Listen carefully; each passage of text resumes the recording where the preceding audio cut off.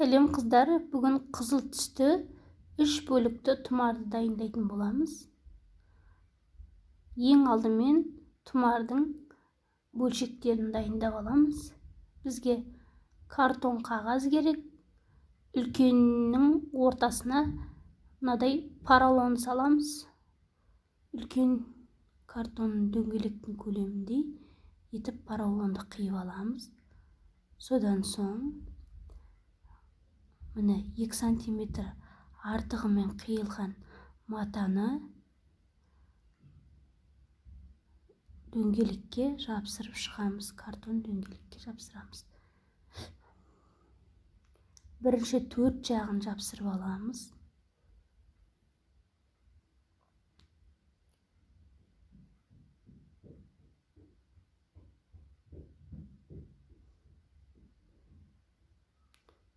Содан соң тағы да қалған ашық жапсырылмаған 4 жерінен жапсырамыз. Бір шетінен бастап жапсырмаймыз. Бір шетінен бастап жапсыратын болсақ, біздің матамыз қисық шығады және кейбір жерлеріне мата жетпей қалуы мүмкін. Сондықтан алдымен 4 жерінен жапсырамыз, содан соң жапсырылмаған тағы да 4 жерінен жапсырып шығамыз. Содан соң қалған жерлерін клеймен жапсырып шығамыз. Сонда біздің тұмарға арналған үлкен дөңгелекті бөлігіміз түзеу тегіс шығады.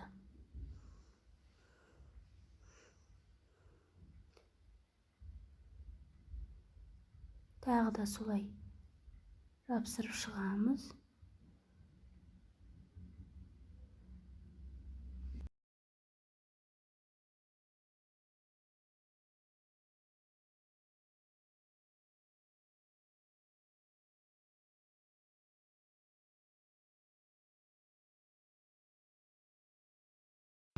Міне үлкен дөңгелекті пішініміз дайын болды. Қалған бөлікті де осылай жапсырып шығамыз. Міне кішкентай дөңгелекті жапсырамыз. Содан соң сопақшаны, содан соң үшбұрышты пішіндерді жапсырып шығамыз. Осы кішкентай дөңгелекшені, сопақша пішінді, үшбұрышты пішіннің ортасына синтефон деген мынадай материалды саламыз. Тек үлкеніне ғана поролон саламыз. Қалған бөліктеріне мынадай синтефон материалын саламыз. I don't ever slow up, no I don't take shit. I got no love for the fakeness. If you wanna play tough and wanna hate this, I'll always show up. I don't ever slow up, no I don't take shit. I got no love for the fakeness. If you wanna play tough and wanna hate this, I'll always show up and make a statement. I don't ever slow up, no I don't take shit. I got no love for the fakeness. If you wanna play tough and wanna hate this, I'll always show up and make a statement. Everything I do so instinctive and so passionate. Every word I move so descriptive like an adjective. I got a vendetta against people who patented being negative when you should be getting after it. I got facts over tracks, this and that. Spitting slow, spitting fast. I could roast, I could gas. Think I'm okay at last, but I don't know if that can erase all the past. And the pettiness, a reflection of the emptiness. Hilarious, you think you're worth my time, you're delirious. Mysterious, because you hide behind a fake exterior. Inferior, you know I'll always be a bit superior. Get off of me, this ain't no humble brag. I want you to hear words, you can say them back. I want you to feel free from the chains at last, and to believe in what you got, it was built to last, yeah. Now that I've been put through hell, I never got anyone's help. I had to do it all myself. I don't ever slow up, no I don't take shit. I got no love for the fakeness. If you wanna play tough and wanna hate this, I'll always show up and make a statement. I don't ever slow up, no I don't take shit. I got no love for the fakeness. If you wanna play tough and wanna hate this, I'll always show up and make a statement. Gonna learn the consequence of being incompetent. Mental health is confidence, dreams and some honestness. I'm not here to save the day, that's for you to take away. I could play a million mind games, but instead I say something not illogical, something that is topical. Rub it on and watch it go, make yourself unstoppable. Dreams are irresponsible, but they're always possible. If you just believe, you could be so remarkable. Thoughts in my head, a collage and they spread. I'll be great one day, going off of my meds. No, I'm not giving up, no, I'm not giving in. I will make it to the top, taking off in the wind. I gotta make it, I'm saving every day to taste it. I'm patient, but my mind, it can hardly take it. I'm chasing a dream that I've had for several ages. A vacant, modern kingdom for the taking. Now that I've been put through hell, I never got anyone's help. I had to do it all myself. I don't ever slow up, no I don't take shit. I got no love for the fakeness. If you wanna play tough and wanna hate this, I'll always show up and make a statement. I don't ever slow up, no I don't take shit. I got no love for the fakeness. If you wanna play tough and wanna hate this, I'll always show up and make a statement. I don't ever slow up, no I don't take shit. I got no love for the fakeness. If you wanna play tough and wanna hate this, I'll always show up.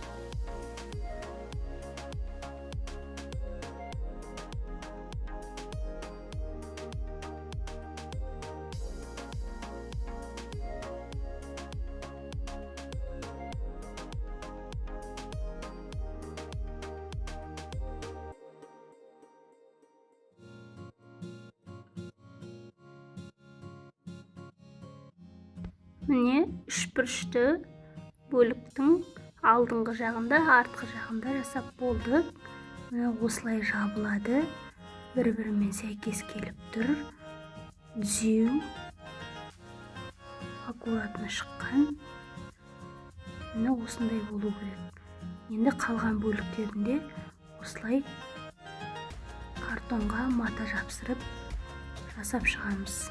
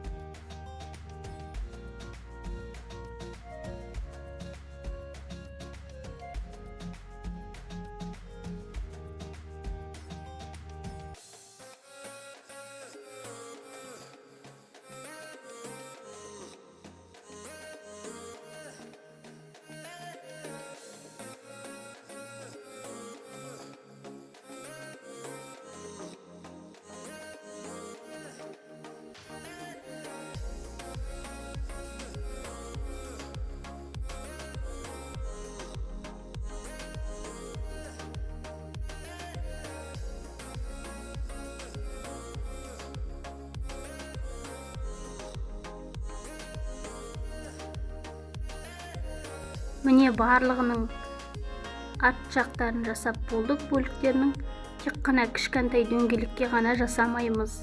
Себебі бұл дөңгелек үлкен дөңгелектің үстіне жапсырылады. Оған артқы жақ бөлігін жасап керек емес.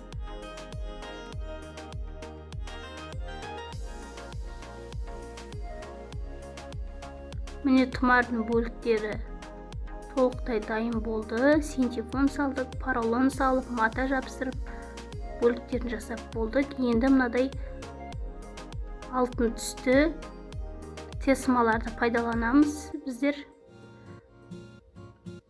осы тесмаларды клей арқылы осы бөліктердің шетіне жапсырып шығамыз. Міне видеодағыдай қарасаңыздар болады. Барлығы түсінікті көрсетілген.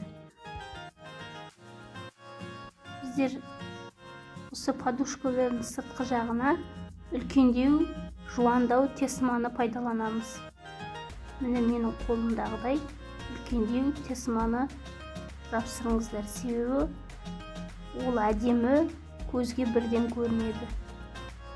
Кішкентай жіңішке тесмаларды оны басқа жерлеріне пайдаланамыз.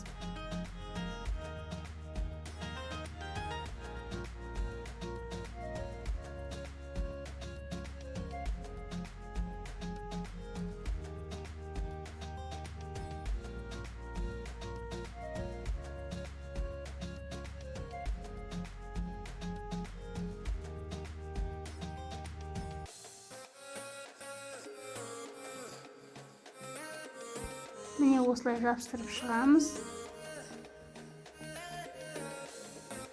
Қараңыздар, сыртына тесманы жапсырып шыққанда мынадай болып дайын болды.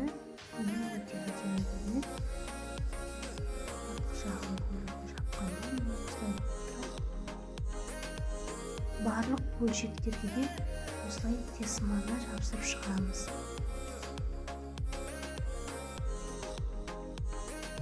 Мынадай кішкентай бөлшекті үлкен шеңбердің үстіне қойғанда, оның да айналдырасына жіңішке тесманы қолданамыз.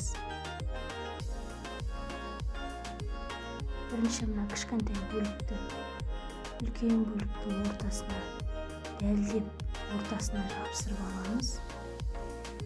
Клей арқылы.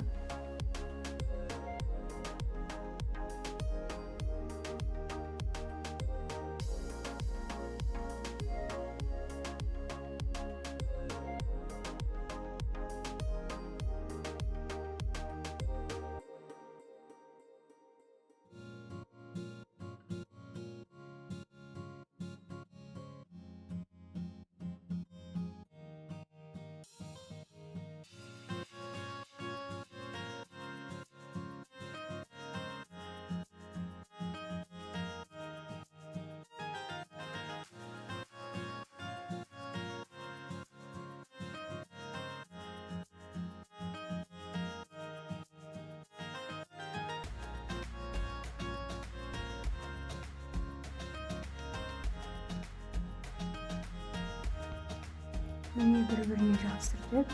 Енді мынадай жіңішке тесманы айналдырасына жапсырып шығамыз клей арқылы. Өздеріңіздің қалауларыңыз бойынша әртүрлі тесмаларды алып қойыңыздар. Үлкен, жуан, жіңішке түрлерінен алып қойыңыздар. Себебі әрбір жеріне әртүрлі тесмаларды пайдаланған әдемі көрінеді.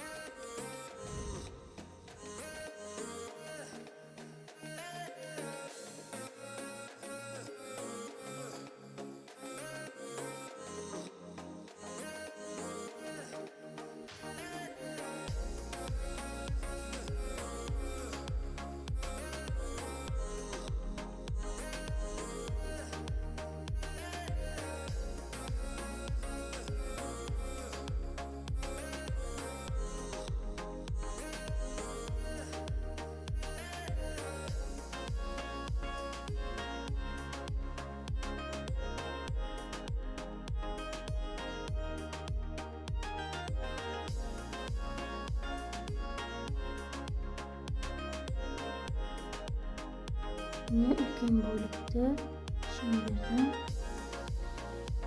негізгі жұмыстары бітті. Әдемі үйлесіп бір-біріне сәйкес келіп тұр. Енді қалған бөліктерді солай тесмаларын жапсырып шығамыз.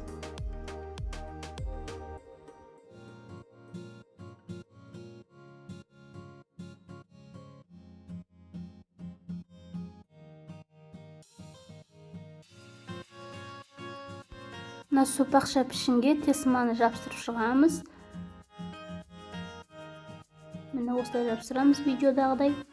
Және міне видеодағыдай көріп тұрсаңыздар, кейбір жерлерін қайшымен кішкене қиып жіберіп жатырмын. Себебі мына тесмамыз қайырылып қалмас үшін кейбір жерлерін осылай қиып қайшымен бір-біріне беттестіріп, чуть-чуть осылай беттестіріп жапсырып жібереміз.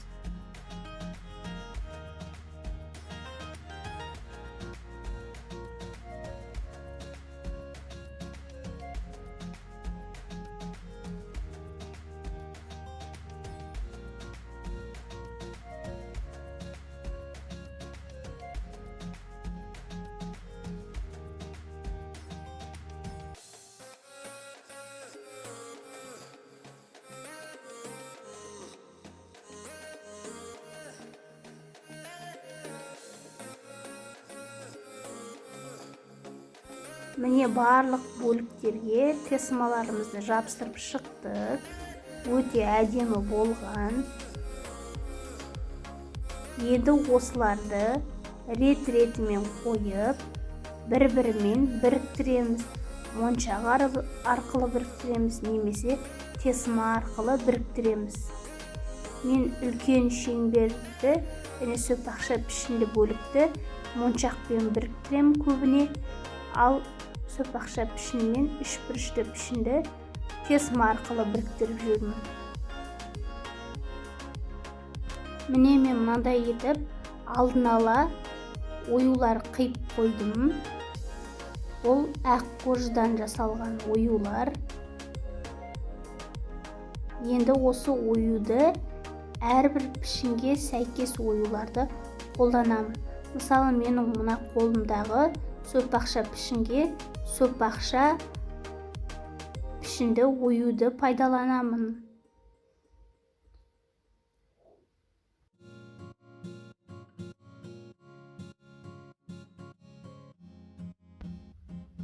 Дөңгелек пішінге дөңгелек пішінді, соған сәйкес келетін оюды қолданамын. Міне қараңыздар. Мындай дөңгелек пішінді ою. Үшбұрышты бөлікке де үшбұрышты пішінді оюды жапсырамын. Міне қараңыздар, бәрі бір-бірімен сәйкес келіп тұр.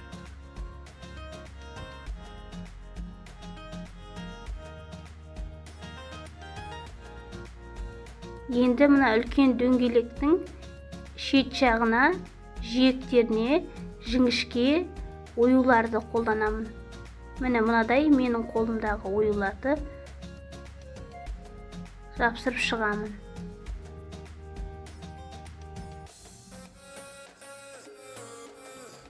Екі шетіне жапсырамын. Үстін мен астына клиенттің тапсырысы бойынша руымен жазып беремін. Міне біздер жаңа кожадан, ақ кожадан жасалған оюларды қойып шықтық. Мынадай материалдан жасалған оюларды да қолдануға болады. Бұл материал фоамиран деп аталады, жылтыр болады. Бұл да әдемі көрінеді, тұмарға пайдалансаңдар. Міне жылтыр. Осыларды да қолдануға болады тұмарға.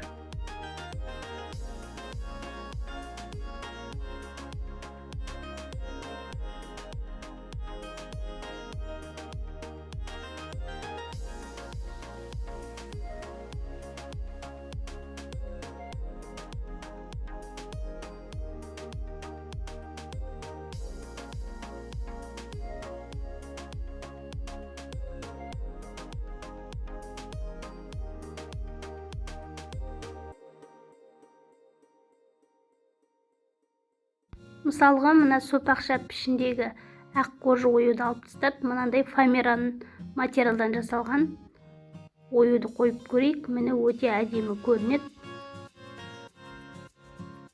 Үш бұрышты пішінге де фоамиран материалдан жасалған оюды қойып көрсек, міне бір-бірімен сәйкес келіп тұр, әдемі көрінеді.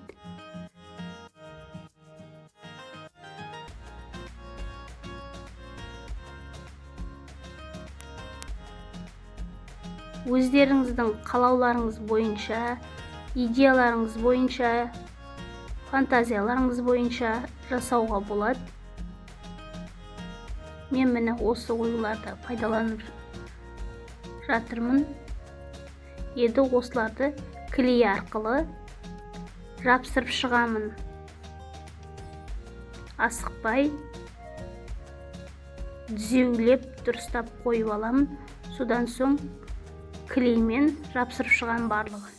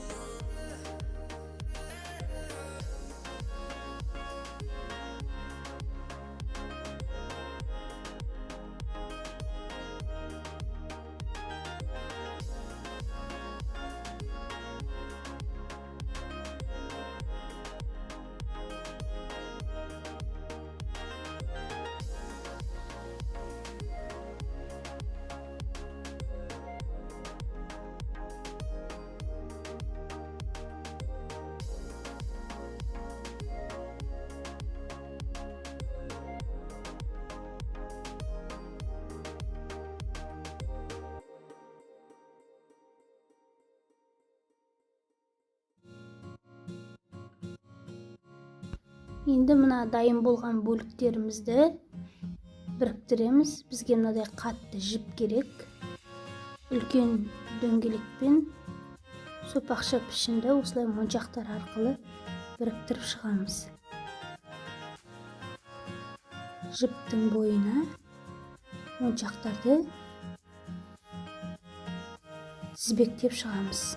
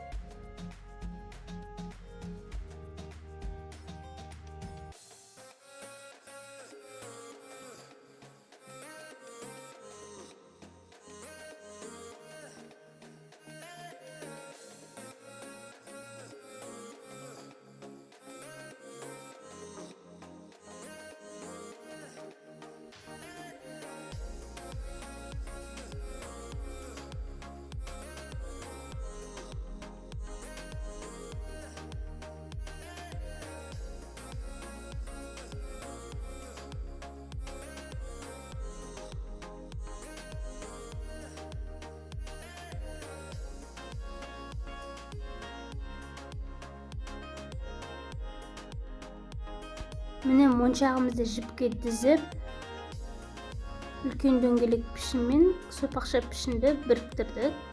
Енді сопақша пішін мен үшбұрышты пішінді мен тесма арқылы біріктіріп шығамын. Мындай жіңішке тесманы пайдаланамын.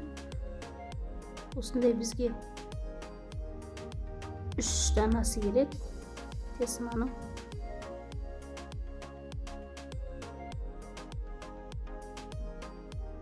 Енді осы екі бөлікті біріктіріп шығамын.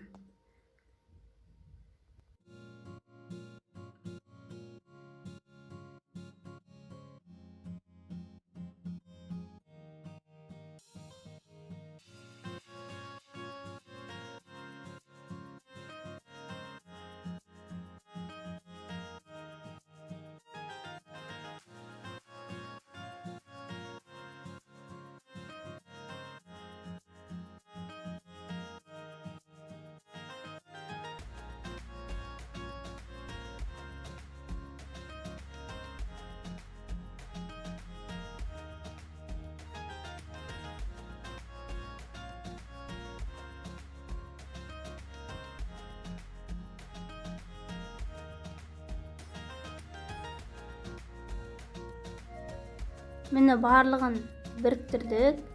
Енді біздер тұмар ілініп тұру үшін бізге мынадай ілгіш жасауымыз керек. Тесма арқылы жіңішке тесмадан жасаймыз. Міне ең жоғарғы жағына осылай жапсырып жасаймыз. Енді қараңыздар, мынадай тұмардың бізге шашағы керек. 3 штук шашақ керек. Міне біріншісін жасап қойдым.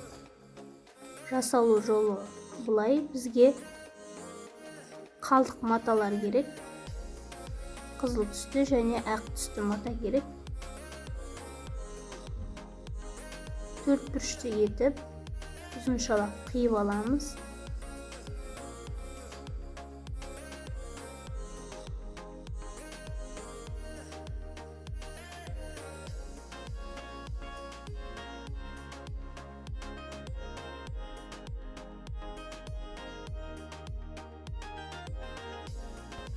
Міне матамызды қиып алдық. Бұл матаның ұзындығы, қызыл матаның ұзындығы 20 см болу керек. Ені 9 см-дей болу керек.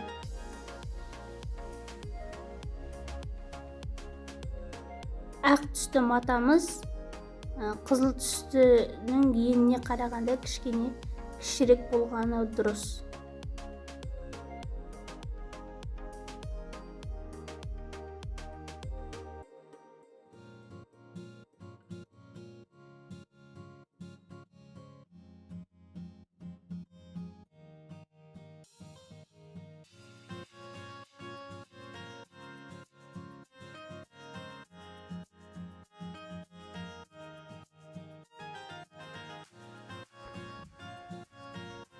Міне шашаққа арналған маталарымыз дайын болды.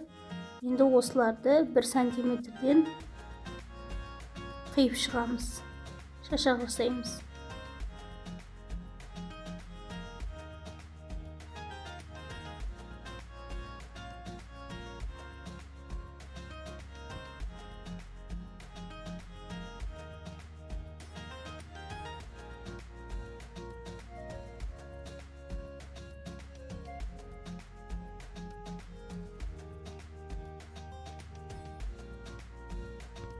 Енді мынадай бізге тесма керек болады, жіңішкесі.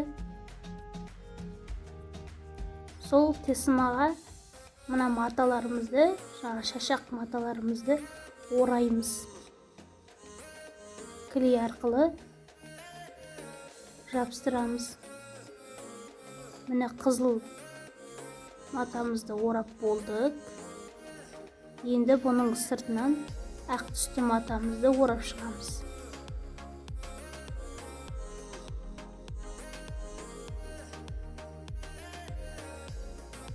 Міне осындай болды шашағымыз. Екіншісінде дәл осылай жасап шығамыз. Видеодағыдай жасап шығамыз.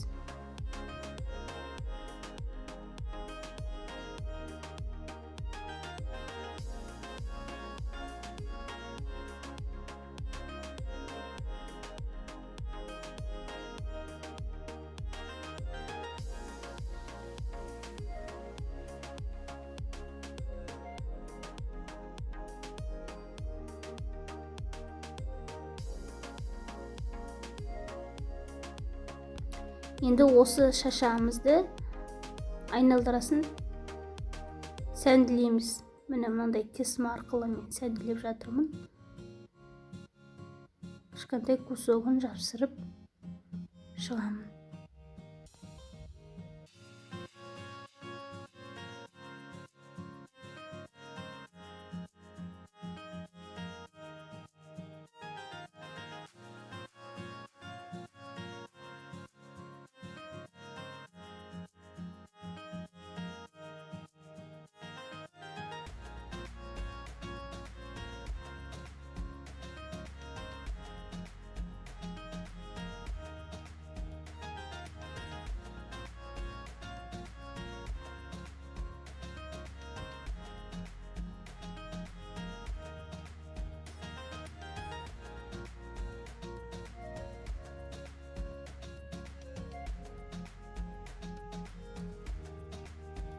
Міне дайын болған шашағымызды үлкен шеңберге жапсырып шығамыз. Өлшеп, дәлдеп, ұзындықтарын барлығын келтіріп, клей арқылы жапсырып шығамыз.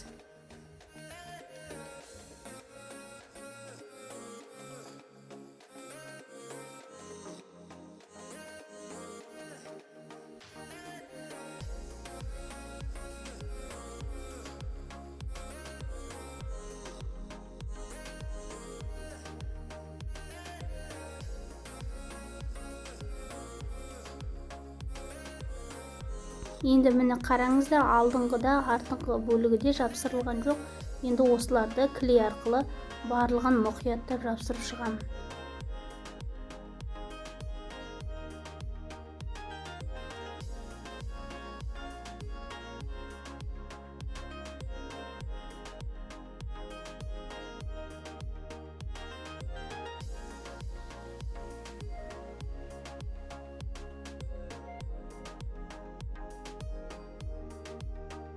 Содан соң бізге мынадай әртүрлі түсті стразлар керек болады. Бірақ кез келген түстерді пайдалана бермейміз. Сәйкестендіріп, матаға сәйкес келетіндей етіп, моншақтарына сәйкес келетіндей етіп, осындай стразларды жапсырып шығамыз. Мен көк түсті стразлар жапсырамын және сары түсті стразларды жапсырып шығамын.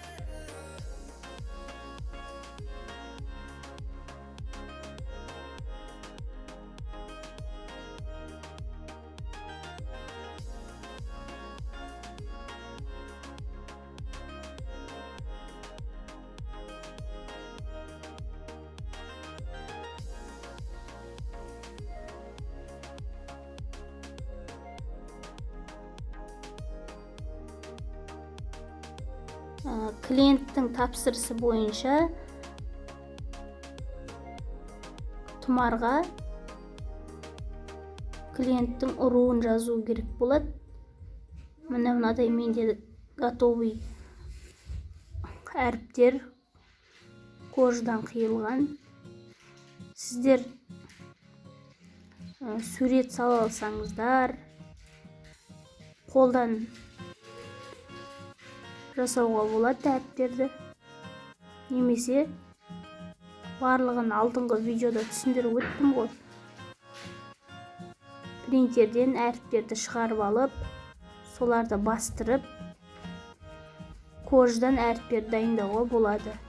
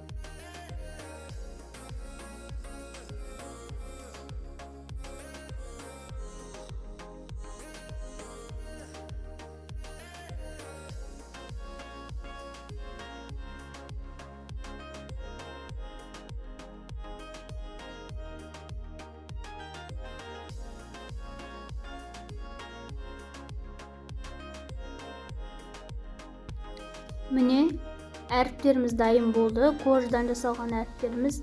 Енді осы әріптерді клей арқылы барлығын мұқияттап, тегістеп жабыстырып шығамыз.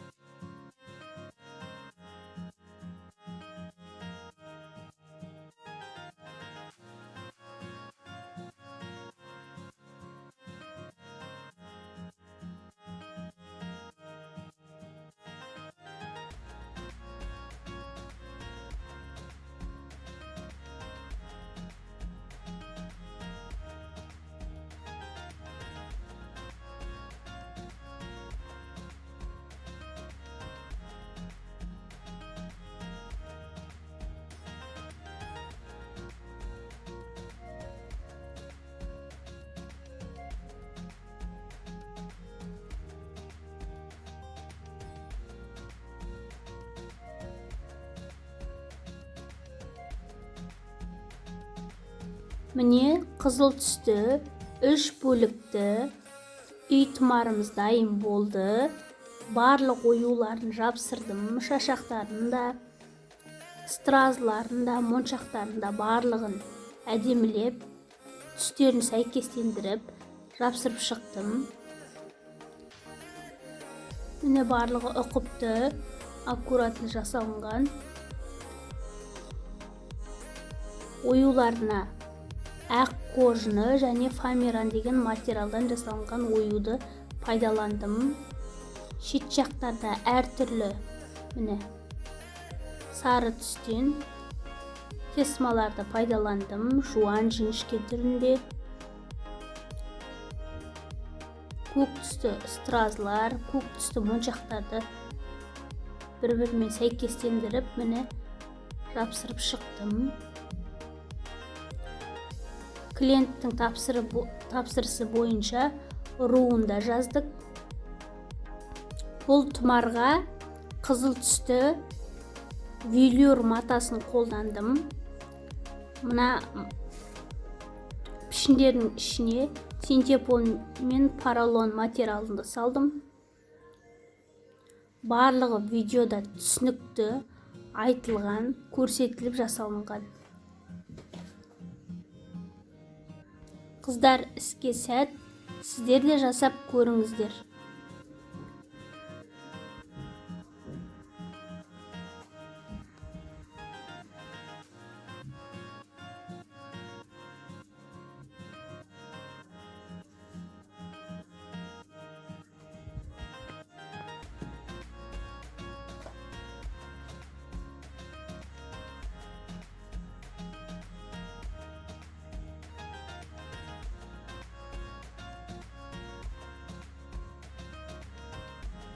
Венера, неше минутта дайын боласың? 15. Таксимен